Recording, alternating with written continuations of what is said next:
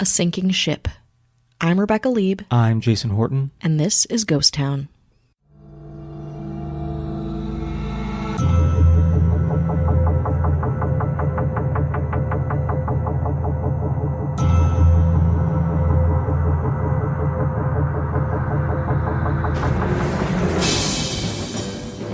We set sail for Cutthroat Island! More gold, jewels, and plunder than you've ever dreamed of.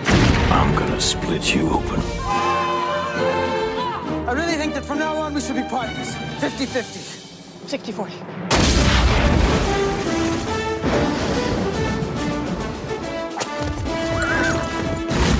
I find myself being fired upon by an entire ship! Give me the map. Give me a kiss first. Come to seek my treasure, have you? Let's finish this.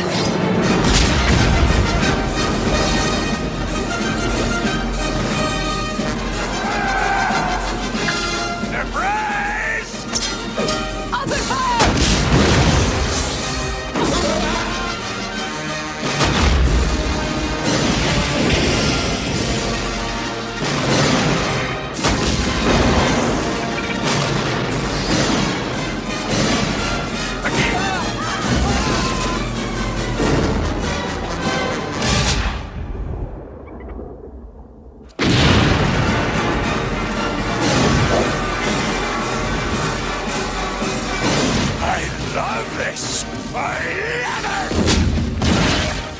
The movie Cutthroat Island had it all. Pirates, swashbuckling, and the 1990s version of the 1600s. What Cutthroat Island didn't have? Success on any level whatsoever. It's considered a landmark financial and cinematic failure. I'm talking about the Guinness Book of World Records failure, the 1995 seafaring film, Cutthroat Island. Cutthroat Island is a 1995 swashbuckling adventure film directed by Rennie Harland and starring Harland's wife at the time, Gina Davis, as well as Matthew Modine and Frank Langella. Langella? Yeah. Frank. So this is like an A-list, this is a star-studded enterprise. Well, in the 90s, Gina Davis, Frank Langella, the other guy you mentioned. Exactly. No. There's theories on why this was a failure. I break can't it wait. down. I can't wait. It sounds like it could, I mean, especially like 90s pirate ship, sounds like it is like sitting on the shoulders of movies like this. So it feels like it would have been a success. It feels like people would have eaten it up. You know how I feel about movies that involve boats, right? Especially ones that take place in the 1600s. You don't like them? I have no love for them. Okay. At all. No, not a little bit? Not a little bit. Not at all. No, even the good ones I don't You're like. take no prisoners on these movies. With a budget of almost $100 million God in damn. 1995 So and much. a box office of a little over $10 million, this movie was a box office flop and widely considered to be one of the biggest box office failures of all time. Now, that's then. You adjust for inflation and you factor in other movies since then, it's still probably top 5. Damn. It's a blow. That's how devastatingly tragic this film was. Wow. And I love that. You like that. You like that. Even though you don't like boats and pirate shit, you are interested in this gigantic failure. I keep thinking about the Waterworld episode too. Like similar like echelon of budget and stardom and hype, I would imagine. This movie walks the plank. There we go. So a little about the story. Cutthroat Island follows Morgan Adams, played by Gina Davis, as she searches for hidden treasure from her father in order to save her family from ruin. Along the way, she teams up with William Shaw, played by Matthew Modine, and faces off against a ruthless pirate named Dog Brown, which is Frank Langella. Frank Langella. I think it's Langella. That sounds right. Frank Langella. Matthew Modine is a big star, too. I just want to... In 1995? Yeah, especially in 1995. No? Am I just misreading this whole situation? I think he's not in his big stardom. I think Matthew Modine is more 1980s and then kind of comes back. I know because I was in a 2004 movie with him where he's like a spaceman and there's like a monkey. And Are we going to do an episode on that? And I had to, this is when I lived in San Diego, and I'm like one of the people that have to like move this monkey. And they were like, oh, the monkey's great. And the monkey was not great. The monkey did not like me or the other dude that played like his whatevers. How have I never heard the story? This is like your tattoos. I just didn't know they existed until 5 minutes ago. So that was 2004 Matthew Modine. Wow. Obviously, he comes back in Stranger Things. He makes Yes, a big splash. Exactly. So let's just get into a break. I switched to Boost Mobile and got a free Samsung Galaxy A23 5G phone. Want to know the best part? It was free? Nope. The fact that it's on America's largest 5G networks? Nope. It's the ding. Oh yeah, love the ding. Right? It's all about the ding. It's the dingarooski, the dingaroner, the ring-a-ding-ding. Unleash your power to save with Boost. Get a free Samsung Galaxy A23 5G phone when you switch. Boost Mobile. Unleash your power. And the ding. Limited time offer. New customers only. Available on select networks. 5G not available everywhere. One device per line. Tax excluded. Additional restrictions apply. See your local Boost Mobile store for details.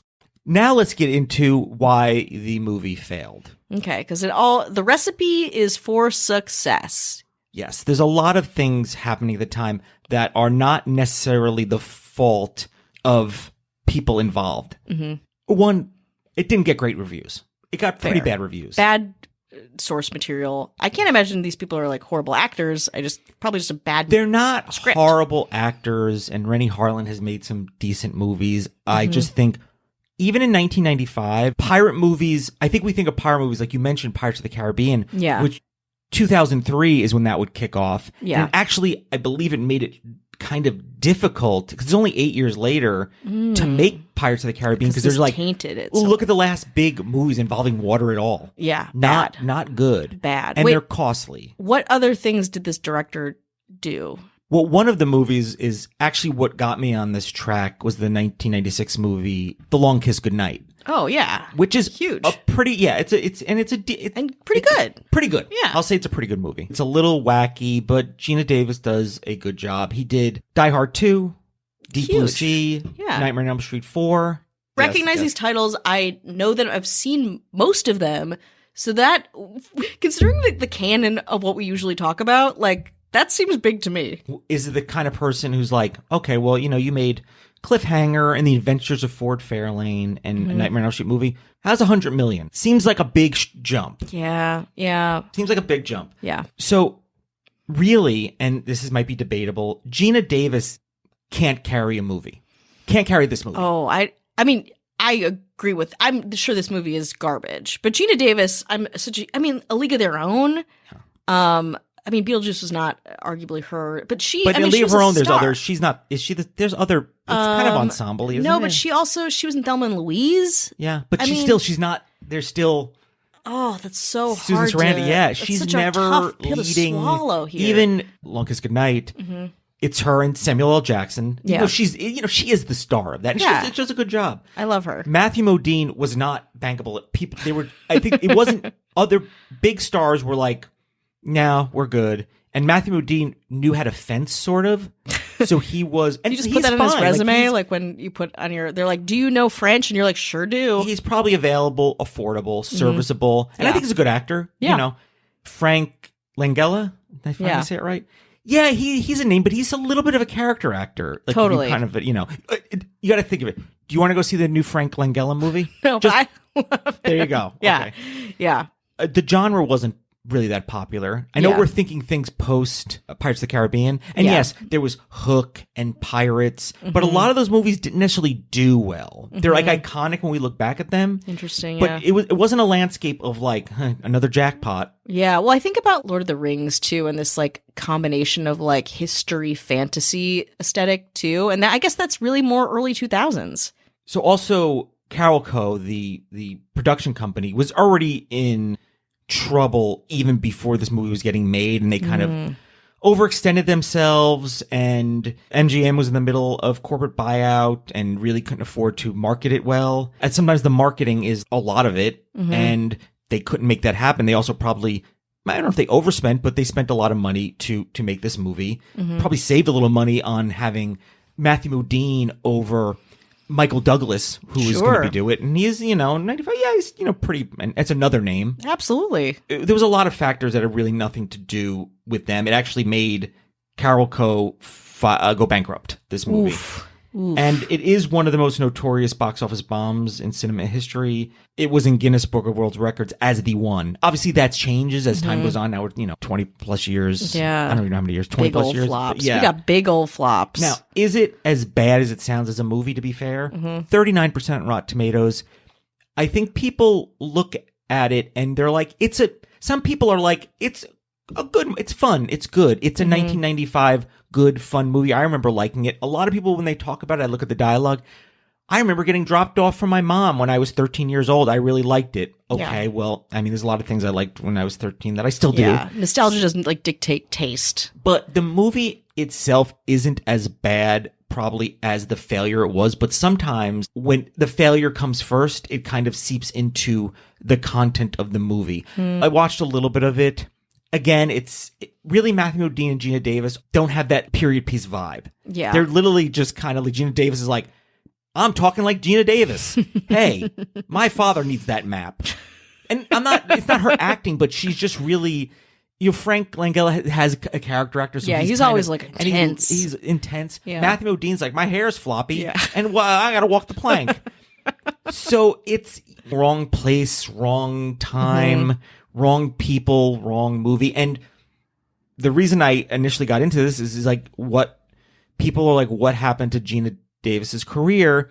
A lot of people say this movie, but there's so many factors. No. And she has had a pretty decent career. I mean, Yeah. but really most after the 1996 movie Long Kiss Goodnight that she did with her, 2 movies with her husband. And sometimes I wonder, am I going to call out my husband if I think he's not, like, am I going to challenge my husband as a director? Yeah. Is he going to challenge, or is he going to go out of his way to challenge his wife on a movie? I don't know if that makes the dynamic changes it all, or you really getting the best out, or maybe it does. And she's had like a decent career. She did Stuart Little, The Voice, and then she was in Glow, the last season of Glow. Listen, but really, I think she's had an incredible. I mean, I'm a big Gina Davis fan, but also she's not married to this guy anymore. No, she's not married. But really, like, her career since then, and there's a lot of factors. The unfortunate, like, ageism and sexism. Yeah, totally. And maybe she's just, somebody was like, I just chose to do what I chose to do. We can't really get into the, mind of her. But it really seems like after this movie, and because then, Long Kiss Goodnight came out, like, pretty much right. And, that did pretty well. Not mind-blowing, though. Not enough to maybe undo something that's known in the Guinness Book of World Records as the biggest. When you're attached to the biggest box office flop, It's pretty damning. it's really like a scarlet letter that you're wearing, unfortunately. Yeah, but 39% on Rotten Tomatoes seems pretty good for the biggest flop. I'm going to go out and say it's not as, I probably wouldn't enjoy it, but it's not as bad as the financial disaster that's its legacy. Yeah, that makes a lot. I met Gina Davis once. But I here's worked what with we're her. going. That's fine. Yep. Now you're your best friend. Excuse me, and she was nice. Well, That's it. That's all I got. yeah. All right. Good enough for me.